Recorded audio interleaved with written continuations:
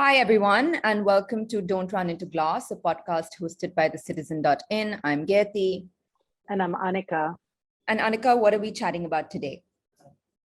Gayeti, today we are talking about how I felt this morning. This morning I woke up, I went for a run. I went to the local newsstand. I got the newspaper because I was looking for a particular article, but the entire newspaper was covered with this whole conflict between the war between Russia and Ukraine. And we're talking about that today. We're talking about World War Why. Yeah.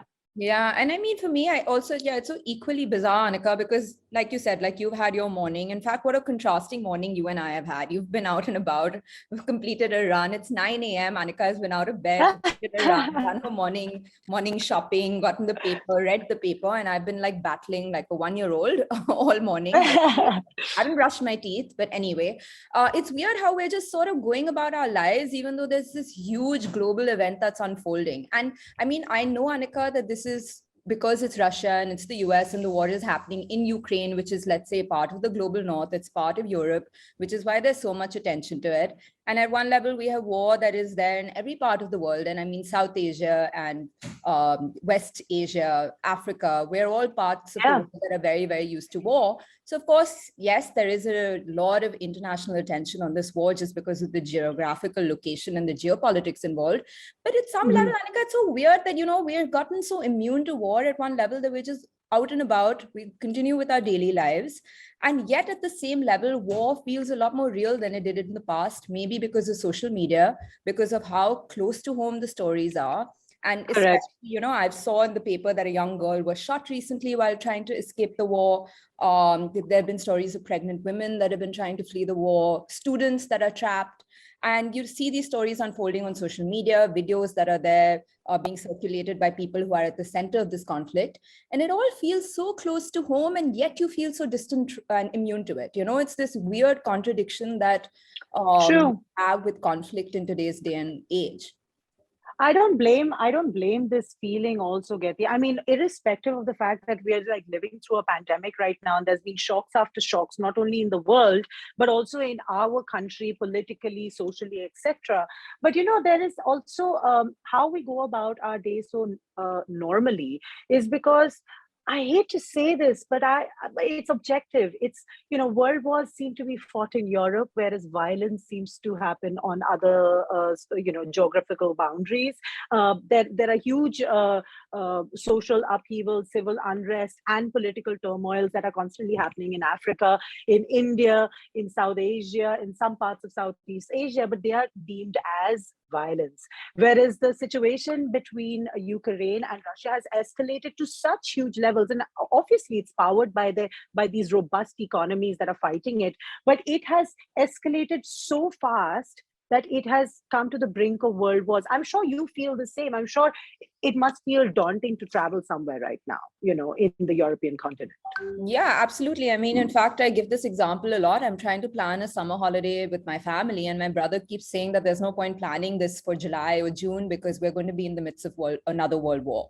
And I don't know if he's actually a realist or if he's a pessimist. I'm bordering on the line of not taking him seriously, but maybe I should. But Anika, more than anything else, I think for me, it's also just like, I'm somebody who reads the news. I'm a journalist. I follow geopolitics. I follow international developments. And yet there is so much information that is coming out of, let's say, this war or any war. I don't know which part of it is propaganda, which part of it is fact, what's fiction, what's actually even happening. Why is Russia even invading Ukraine? We know it's NATO, we know it's maybe Putin's ego, but it's very hard to really figure it out sitting in Delhi. And which is why I thought it was a good idea. There was Oleksandr, who teaches at Jindal Global University. He wrote an article for the Citizen.in on the misinformation that is going around as far as the war in Ukraine is concerned. And Oleksandr is going to be joining us today. Yeah, and the very, very informative part that he might help us out with is because he is from Ukraine and his family is actually in certain parts of Ukraine that are seeing this happen, unfold in front of them. So, and also a note about the misinformation, it's like become a tool, right? And how world wars these days. Why are we calling this podcast World War Y. We're calling it World War Y because it has escalated to that point, yes.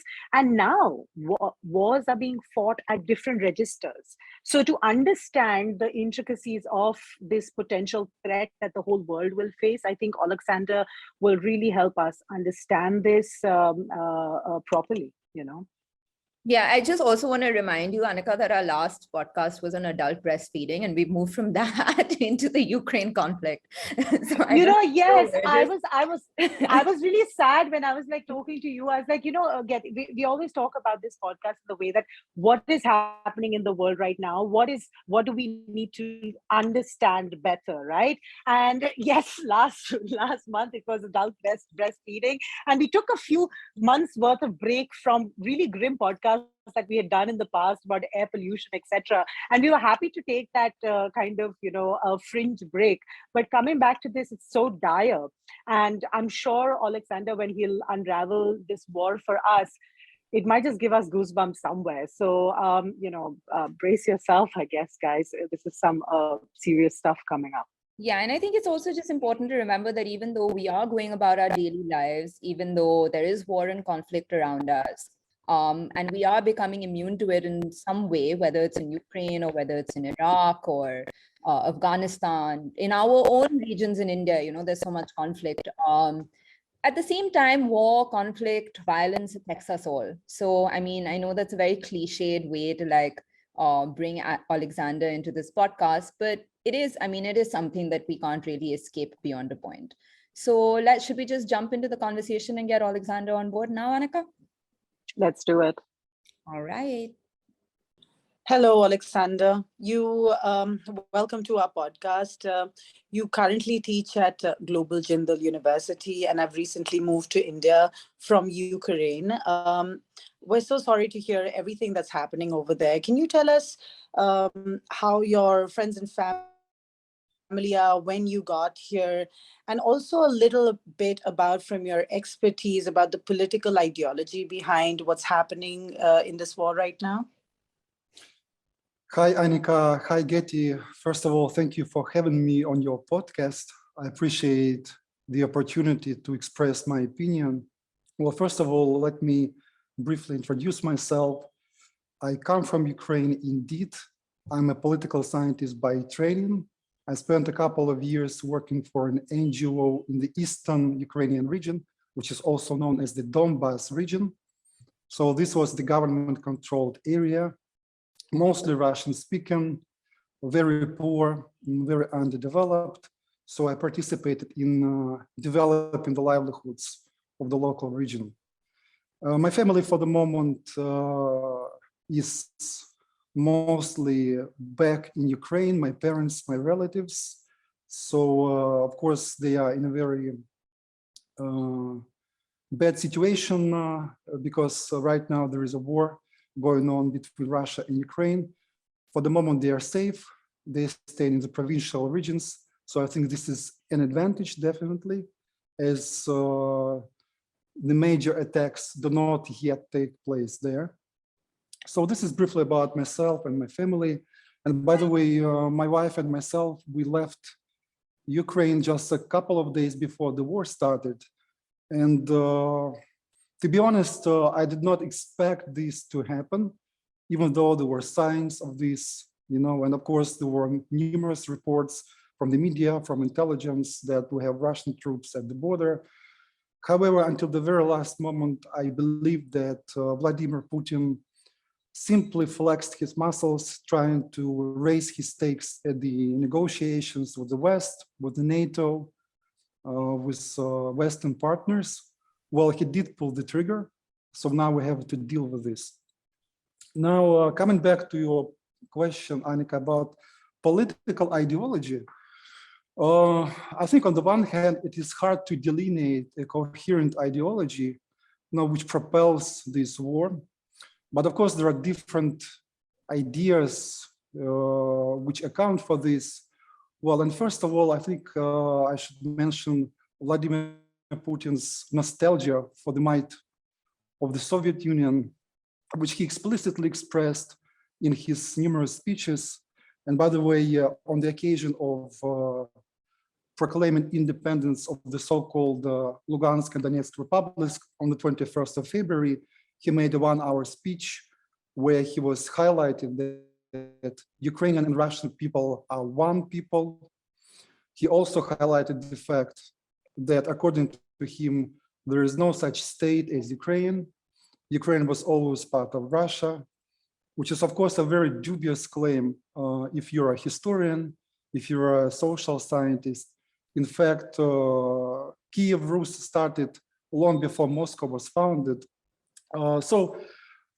As for the ideas, I think one of the ideas definitely which pushed him in the direction of invasion is this nostalgia for the lost might. I think we can even talk here about status, right?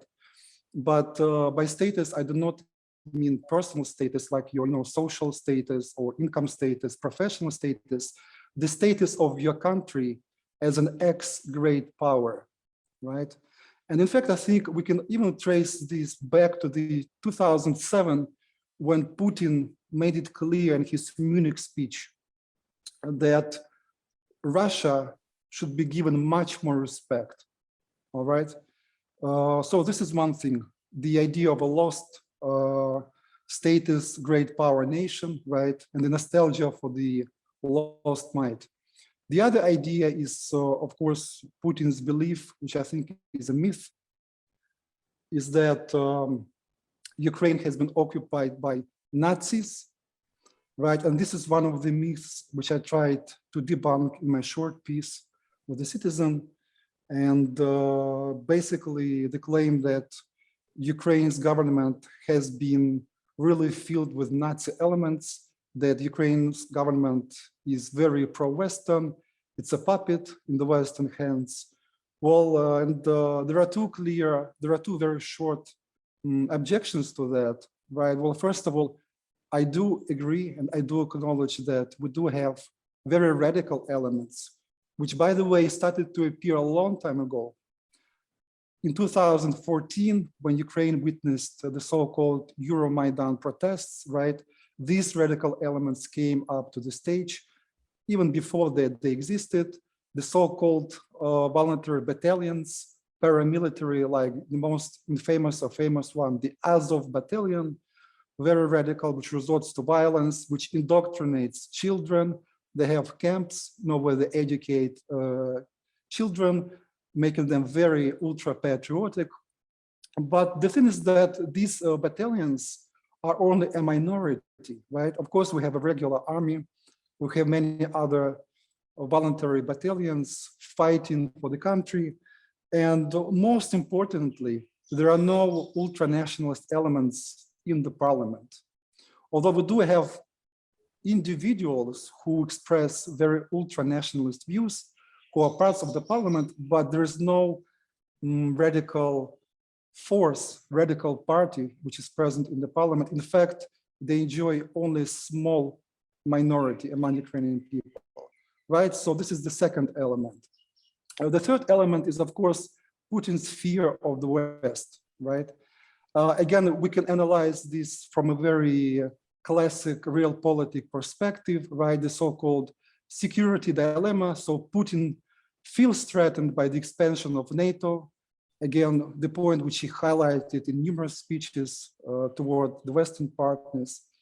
And indeed, we can look at Ukraine as the buffer zone between NATO and between Russia, right? However, Putin has really put it in very stark binary terms, black or white, right? So he really expresses the view that NATO tries to encroach on the Russian border, right? So NATO is really a threat.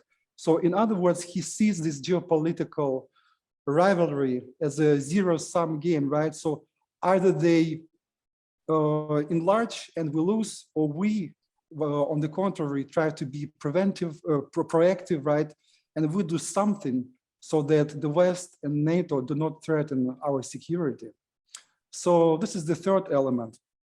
I think there are many more, but I would like perhaps to stop here for now. Thanks, Oleksandr. I think that put a lot of what's going on in perspective, because, it has been very difficult as somebody who's observing the war from a neutral country for all purposes, it's very difficult to, sort of separate fact from fiction and sort of make sense of the narratives that are emerging. I was going to ask you a question actually related to your article for The Citizen, but I'll come to that question in a bit and jump straight to perceptions of the war. And there was something in your article that you acknowledged as well, when you'd spoken about the beauty of the civilian resistance that has come up in Ukraine. You acknowledge that there are problems with that as well, such as the racism that is playing out in that, especially targeting people from African nations and South Asian nations. And there have been tons of reports about how people from these countries have had a very, very hard time at Ukraine's borders. So there's an element of racism there. There's also an element of racism in how the media is covering this war, how the Western media is covering this war. And I remember like watching primetime news, like one of the Western media channels, and there was an anchor there with a mic saying that, well, it's surprising to see war in the civilized, quote unquote, part of the world.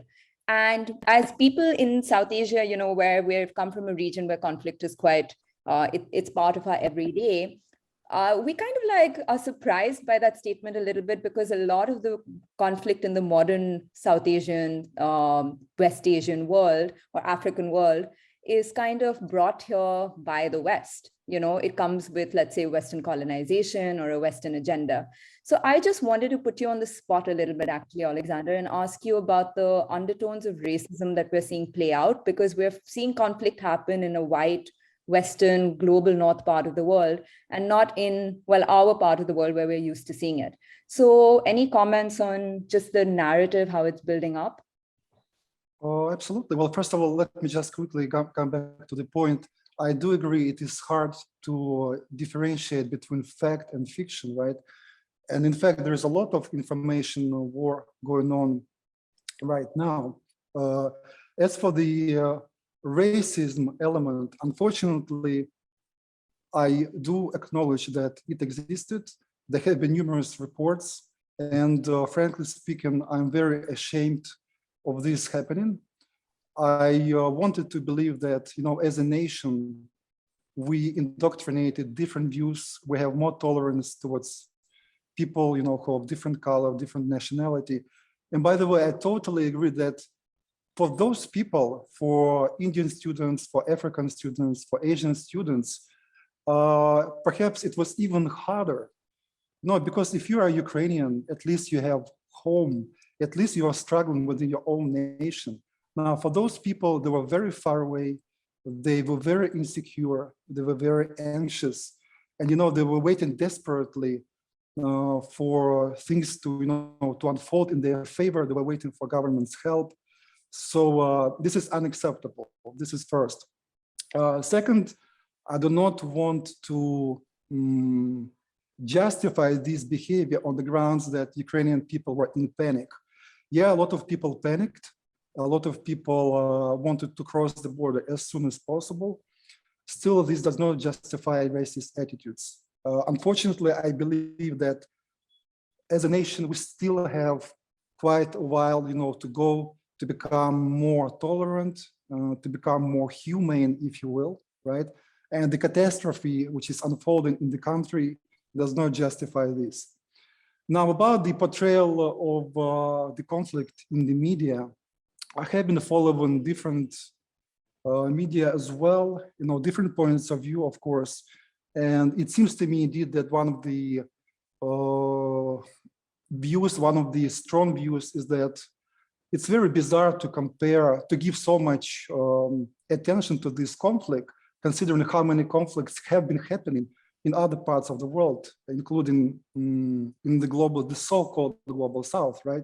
So I do accept this point, and I share it as well. However, I would like to make one qualification. For me, it is very strange that the Western media portrays the conflict in Ukraine as a conflict in the civilized world. In fact, I would go as far as to say that, of course, geographically, Ukraine belongs to Eastern Europe, but in terms of development, I think it is closer to the global South, right? We need to remember that Ukraine is one of the poorest, if not the poorest country in Europe. Okay, this is one thing. Now, Ukraine is not a democracy, okay? Ukraine has made a step towards a more democratic nation in the wake of the Euromaidan protests, but there's still a lot to be desired, right? So in terms of political governance, in terms of economy, in terms of mentality, you know, I wouldn't say that Ukraine is still civilized, however hard for me it is to say, right? I do accept the point that the so-called liberal media, of course, you know, is trying to put more attention to this part of the world, perhaps because they want to demonize Russia to some extent, right? Perhaps because there are racist undertones as well, that Ukrainians are, you know, white people. But again, frankly speaking, I can hardly accept the claim that being white is a privilege in Ukraine. You know, I travel a lot around, I have traveled a lot in the past few years around the world. And well, while I was perceived as white, at the same time, I was very, very quick to make it clear, you know, that I'm not a white, rich American. You know, things are very different in Ukraine. So, but to summarize, yes, there are a clash of narratives. Perhaps there is, you know, partial truth in both views. One view is that, of course, there have been many more conflicts in the past, so there should be paid respect as well, right? They should be worthy of attention. On the other hand, indeed, I would go as far as to say that this conflict is unique, right? In a way that it happens on the borders of Europe, that happens on the border of NATO. Now, I do not want to sound Eurocentric, but I think the uniqueness of this conflict is that it was mostly driven by the myths of one particular man, right? Again, if you look, again, I don't want to devalue other conflicts, but let me take the example of the American invasion into Iraq, for example. Well, they had strategic interests there, which is, of course, not justifying them whatsoever, right? But they were very strategic. They had very calculative approach, right? They had resources that they wanted, you know, to procure. They wanted to dismantle the government. Now, in this case, one particular man, Russia's president, is completely submerged in his own myths, right? About the myths that Ukraine is occupied with Nazis, about the myth that NATO will strike first. So this is very unique for me as an analyst. This is so interesting. As a citizen, of course, it's a strategy. Again, to perhaps wrap up a bit, I do share this concern that there are racist undertones in how especially Western media portrays the conflict. But at the same time, I do believe this war is quite unique, like any other war for that matter. Yeah. I think Annika has spoken a lot. In fact, Annika is the one who wanted to actually have this conversation with you, because ever since this war started, she's been sending me messages saying that, and Annika and my brother both actually, that, you know, we're on the verge of World War III. There's going to be a global war very soon, and we're going to be, you know, caught in in World War III very unexpectedly. So Yeah. Annika, yeah, I mean, you know, we've spoken about that. My brother, in fact, was traveling to Europe, and he's like, I don't know if I can go. There's going to be like another world war. What's going to happen? And I think related to what you said, there is this whole, nobody really expected Putin to take this step. And yeah. It was absolutely a big move, like much like when you must have been coming to India, you didn't expect it, you just said it. Mm-hmm. And then this happened. And what scares me, and I'm glad Gayeti asked that question about the racism bit, because besides the whole racism argument also, just when something happens in such a politically charged area where it's really like an entire section of the world competing against another section of the world. And that's why I asked you about the political ideology, because they are so opposed to each other that this is a perfect storm, you know. And in that, you know, and we were scared. So I do want to put this question across to you in that sense, as that, does Ukraine really have a potential to escalate this to a status of World War III. And what would that look like if that would happen, especially after we are in a post-World War II era. We saw grave atrocities, right? And now we have tools to diffuse them. So how will this unfold? Can you give us a little bit more insight into that?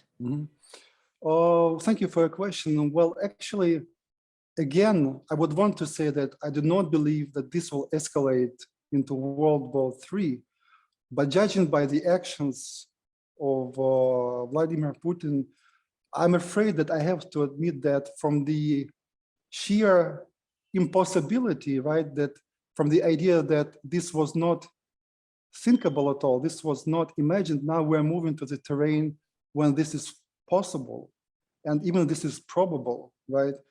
So, well, I see two potential scenarios. Well, one, if NATO does establish the so-called no-fly zone over Ukraine. In fact, both the Ukrainian president and the Ukrainian people have called for establishing the no-fly zone, which basically means once it has been established, then any aircraft that flies over the Ukrainian territory will be shot down, okay? And Vladimir Putin has been quite explicit on this, saying that once this happens, and any nation which establishes this no-fly zone, right, be it France, Germany, or collectively NATO, right, will be considered as a partner in this war, right? He was very explicit. So again, this is the reason why I don't think Western nations will impose this no-fly zone, which will, of course, cause more civilian damage. But on the other hand, Ukrainian cities have been bombed not only from the air, right? They have been bombed only by artillery. They have been bombed also by rockets, which are launched from the Russian territory. So maybe indeed it's a good idea not to venture into this direction and to establish a no-fly zone. But if it happens, certainly I think this will be an escalation, right? And this will involve other nations. And this will be already a direct route toward World War III, right? The second scenario, which again, I didn't want even to imagine, but now I believe it is in the territory of possibility, is the nuclear war, right? Yes. Again, a few days ago, Vladimir Putin was very explicit, and he put his strategic forces on high alert. And the Russian strategic forces includes, among other things, nuclear forces, right? So they are already, at least according to the West, to the Russian side, on high alert, right? Now, a lot of analysts, a lot of international relations, political scientists, people believe that nuclear weapons only serve as a way of deterrence, right? In other way, nuclear weapons serve to threat somebody, right? They serve as a way not to do something, right? So if Russia has, indeed, if Russia has nuclear weapons, of course, the other side will be scared to do something, right? So in one way, this is quite safe, so to speak. But again, judging by the actions of Vladimir Putin, I think some of his moves have been quite irrational. So I don't deny the possibility that at one point he will decide, to pull another trigger, to push the nuclear button. Of course, I still believe that, well, both as an expert, both as an, as an analyst, as a human being, that because he cannot push the button himself, usually the way it works, there's a chain of people who are involved, right? Who pass the command from one to another. Somebody in this chain of people will have, the moral capacity to say no to this decision. Yeah, I do believe this will happen, right? Because people are still scared for their lives, right? Even if you are in Russia, nobody wants escalation, and so I do believe that somebody will stop this from happening. But again, now I do not deny the possibility that Putin will start the nuclear war, and well, definitely this will be a major road towards World War III. Yeah, I mean, it's really interesting how all of this is playing out. I mean, at one level, it's very, your heart sort of goes out when you see war and destruction. And I think social media has made war a lot more real, even if you're not at the center of it, because the human tragedy that it unfolds is something that you can't escape. Like if I'm open Instagram right now, I'm just seeing sort of photos and videos and testimonies of the kind of destruction that we're seeing in Ukraine. And so at one level, of course, you suddenly, from a human compassionate point of view, see the war playing out. And then from a geopolitical, strategic, very cold, calculated, sort of component of war is there looming above everything else. So, the stark contrast between the two is quite apparent in today's day and world. But Oleksandr, I actually wanted to ask you a little bit more about the perceptions of the war. And I know I keep coming back into it, but that was for me one of the most fascinating parts of your article for The Citizen on misunderstanding the Ukrainian war. One thing that I didn't know was that actually most Ukrainians speak Russian. I didn't know that. And so far, we've been hearing this entire sort of rhetoric coming that Russia was justifying the war, saying that, there was this effort to protect Russians in Ukraine. And I think you told us earlier that you're a Russian speaker yourself. So there is that aspect of the perception of why Russia has gone to war. But one thing that you didn't cover in your article, and you have spoken a little bit about today, was the threat of NATO's expansion into what Russia considers its backyard, for lack of a better word. And I want to know how true both these perceptions are, and what is how big of a factor they have been in escalating the war to the level that it has played out at. Right. This is an excellent question. Well, first, to come back to the Russian-speaking part, right? Indeed, a lot of people in Ukraine speak Russian, especially the people in Eastern Ukraine, especially the people in Crimea, which was annexed by Russia, mostly Russian-speaking, and people in the eastern regions, part of which have become separatist republics, right? My mother tongue is Russian as well. I went to Russian-speaking school in my hometown. Even if you're in the capital, right, you will meet a lot of people who speak Russian in Kiev. We have TV channels, state TV channels, where still you can find Russian-speaking programs, right? Although after 2014, the Ukrainian language has become the paramount language in state media, in state documentation, in courts, in banks, and so on and so forth. But on a mundane level, people do communicate in Russian as well, and there have never been any issues, except politicians trying to ignite this language division. However, let me emphasize that on a mundane level, there are no conflicts among people. And this is all the more bizarre because when you look at the map of invasion, one of the cities has been Kharkiv. Kharkiv is only a few dozen of kilometers away from the Russian border. It is mostly Russian speaking. Its politicians have been pro-Russian. I went to the university in Kharkiv, and it's all the more bizarre to see Russians aviation bombing the Russian-speaking people, right? And again, the invasion started on the pretext of protecting Russian-speaking people. So something doesn't fit here, right? And again, which shows that either this was simply a pretext, or simply Putin was so, driven by this myth that he completely mistook his illusion for reality, right? I want to ask yeah. here, and while you say that it is so strange that they would attack such town, there have been several reports also about, I'm talking about long form articles at the New York Times, etc., as to how disorganized this war has been from Putin's side. For a man who's been planning to invade this country, with reports coming out, there have been reports that, the artillery has been proceeding forward, but the fuel hasn't come on time. The Russian soldiers are quite disadvantaged in several times. And then you tell us that they attacked this town that actually has pro-Russia movements. It seems like, does it appear like it was something that was planned in a short span of time, or what?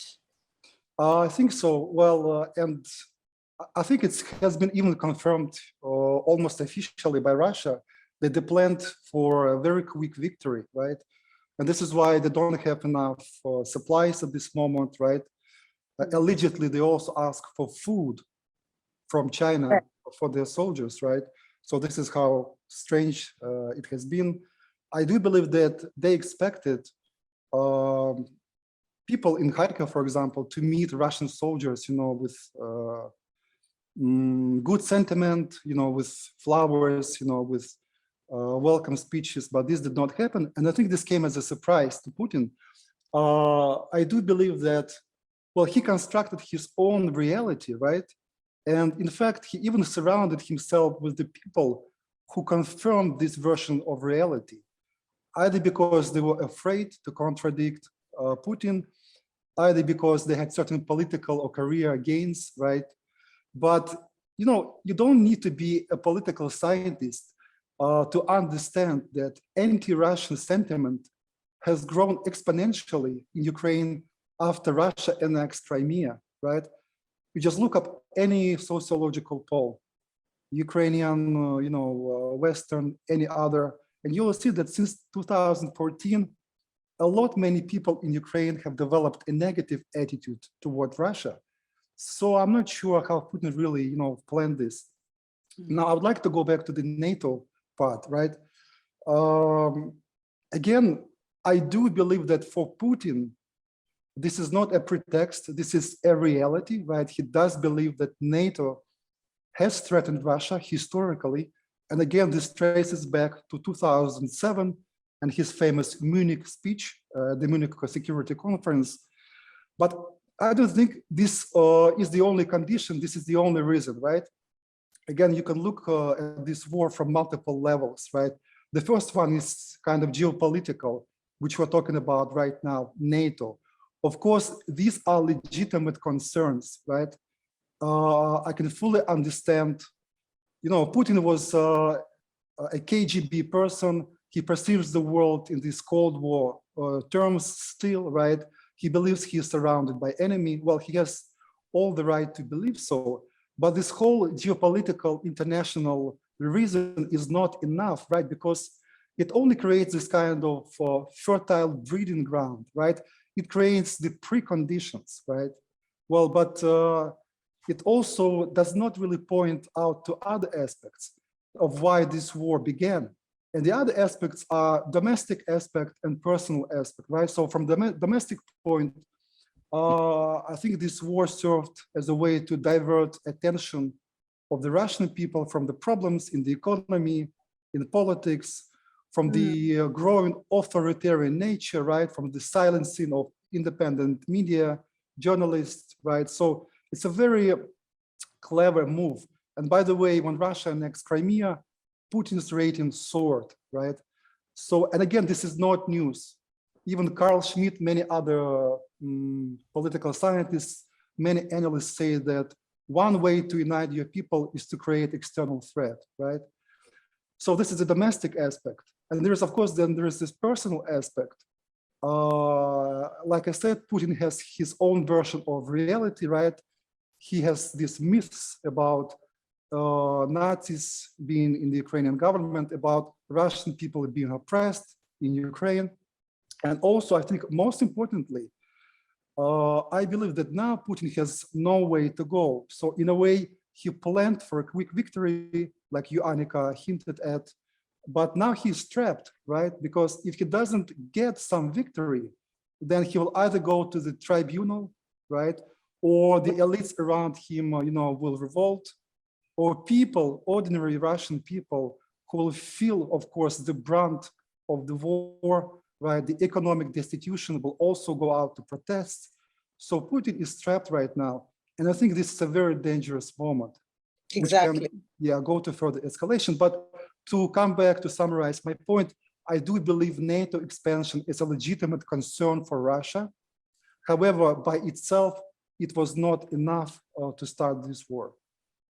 Hmm. And thank you for that response, Alexander, because I think this is the first time, and I've been following this war for a while, and I think this is why it helps to pin down somebody who understands the region, is from the region, and understands geopolitics and international relations, because I wasn't being able to make sense of why this is happening. You know, I'd heard the NATO argument, and I was like, but can that be enough? I'd heard the Russian-speaking people argument.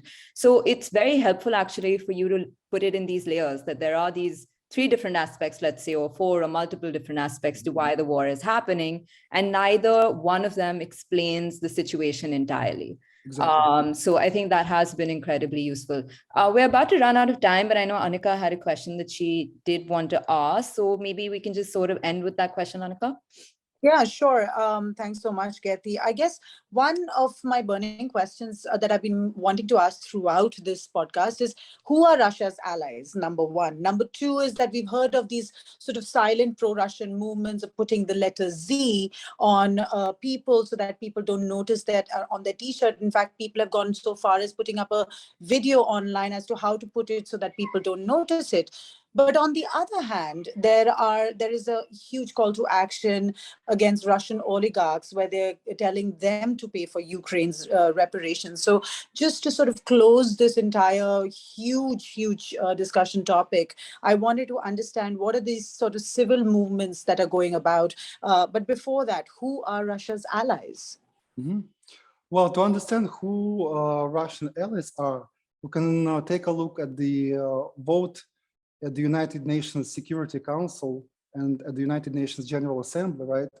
There were a few nations which did not support, which did not condemn this invasion, right? Some smaller nations like Venezuela, Eritrea, but there were others who abstained. And of course, the 2 elephants in the room, if I may, are India and China, right? Now, both India and China have been very diplomatic about this, right? In fact, India first, abstained on multiple occasions from voting, but if you trace the rhetoric of the Indian representative of the United Nations, you can see that, well, actually, with time, it started to call for cessation of violence, right? Which does not mean anti-Russian or pro-Ukrainian. Well, it's just taken a more humanitarian stance. But still, of course, as we know, Russia has been a very important partner for India, both in terms of weapons supplies, right, defense military, but also in terms of supply and energy, investing into the Indian oil sector as well. So there are many important things here at stake. And in fact, there have been 2 major arguments, right, quite opposing ones, as to how India should respond to the conflict. And one is that India so far has performed well. It should continue this balancing act between the US and the West on the one hand and Russia on the other hand, right? And see how it unfolds. Also, of course, India had its citizens in Ukraine, right? So before evacuating the citizens, it would be very dangerous to take an anti-Russian stance. Now, the other argument, which I tend to lean toward too, is a more, let's call it moral internationalist argument, right? Saying that, well, of course, we need to take into account our strategic interests with Russia, but at the same time, if we go back to the times of the independence, to the times of the Indian constitution, when it was conceived by people like Nehru, you know, who really took a very humanitarian stance, right? So war is war at all times. So no matter who started the war, India has this moral obligation to stand up and condemn it, right? So this is the second moral argument. And I think Indian position might change toward that view for 2 reasons. Well, one is, as far as I know, all Indian students have been evacuated already, right? And secondly, for me, it's hard to imagine how India can continue its strategic relationship with the state, which will become increasingly isolated, right? Well, first of all, economically speaking, the sanctions have begun to work, so it will be harder to have business with Russia, right? But more importantly, there is a reputation at stake, right? Well, how would India be regarded internationally if it would have alliance or strategic partnership with North Korea, for example. Of course, North Korea is not Russia for sure, but what I'm trying to say that there are reputation issues at stake. So I think all this will tilt the balance to make India a bit more assertive, right? And a bit anti-Russian. Talking about China very quickly, well, of course, another elephant in the room, which has been very skillful and diplomatic, right? Of course, India is also trying to maintain this alliance with Russia to make sure there is balance of power in the region against China, right? So this is very important. And by the way, I think China is one of the few nations which will benefit from this war, right? Because, well, on the one hand, it will weaken, it has taken the attention away from the Indo-Pacific region, right?